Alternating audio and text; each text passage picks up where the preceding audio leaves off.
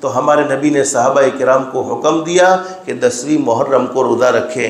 یہ صحیح حدیث میں ہے ہمارے نبی کا حکم، جو میں صحیح بات ہو آپ کو بتلاتا ہوں۔ سب سے پہلا کام 10ویں محرم کا روزہ رکھنا، لیکن ہمارے نبی اپنی زندگی میں صرف 10ویں محرم کا روزے رکھتے رہے، لیکن جس وقت آپ کا آخری سال تھا، آپ دنیا سے رخصت ہونے والے تھے، اس وقت ہمارے نبی نے صحابہ کرام سے فرمایا کہ 10ویں محرم کو ہم روزہ رکھتے ہیں، یعنی صحابہ کرام روزہ رکھتے ہیں، ہمارے نبی روزہ رکھتے ہیں، تو یہودیوں کے ساتھ کاپی ہوتی ہے، ان کی نقل، ان کی مشابہت ہوتی ہے، تو یہ مجھے مناسب معلوم نہیں ہوتا۔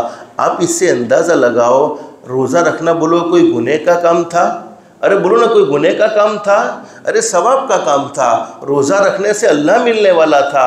پھر بھی حضرت نبی کریم صلی اللہ علیہ وسلم نے روزہ رکھنے میں یہودیوں کی کاپی کو پسند نہیں کیا ہے، روزہ رکھنے میں یہودیوں کی نقل کو پسند نہیں کیا ہے۔ اور میرے پیارو، آج کا مسلمان اپنا چہرہ یہودی جیسا بنا کر گھومتا ہے، آج کا مسلمان اپنا لباس یہودی جیسا بنا کر گھومتا ہے، اور آج کے مسلمانوں کے بال بھی یہودیوں جیسے، ارے آدھے بال ادھر ہے آدھے بال نہیں ہے۔ تو میرے پیارو، جب روزے رکھنے میں ہمارے نبی حضرت محمد رسول اللہ صلی اللہ علیہ وسلم نے یہودیوں کی کاپی کو پسند نہیں فرمایا ہے، اور آج بہت سے ماں باپ اپنے بچوں کے بال بھی ایسے کٹاتے ہیں کہ ان کے بچوں کو دیکھ کر یہ فیصلہ کرنا بڑا مشکل معلوم ہوتا ہے کہ یہ کسی مسلمان کا بچہ ہے یا کسی غیر کا بچہ ہے۔ اور آج ہمارے مسلمان بھائیوں کے لباس، مسلمان بھائیوں کے چہرے ایسے ہیں، جب تک وہ سر پر ٹوپی نہ لگائے تب تک یہ فیصلہ بڑا مشکل معلوم ہوتا ہے کہ یہ مسلمان ہے یا اللہ حفاظت فرمائے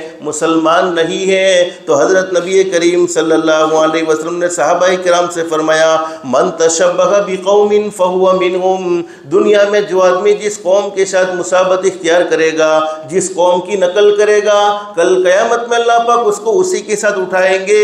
تو روزہ رکھنے میں بھی میں نقل کو پسند نہیں کرتا ہوں۔ ہمارے نبی نے فرمایا 10ویں محرم کا صرف روزہ نہ رکھو، بلکہ 9ویں محرم کو رکھو، 10ویں محرم کو رکھو، 10ویں محرم کو رکھو، 11ویں محرم کو رکھو۔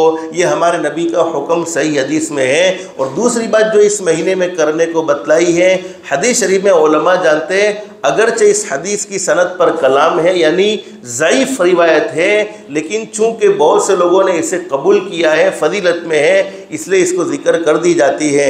حدیث شریف میں فرمایا، حضرت ابو ہریرہ رضی اللہ تعالیٰ عنہ فرماتے ہیں، نبی کریم صلی اللہ علیہ وسلم نے ارشاد فرمایا، میرا وہ امتی جو 10ویں محرم میں اپنے گھر والوں کے خرچ میں وسعت کر دے، زیادتی کر دے، فراخی سے کام لے۔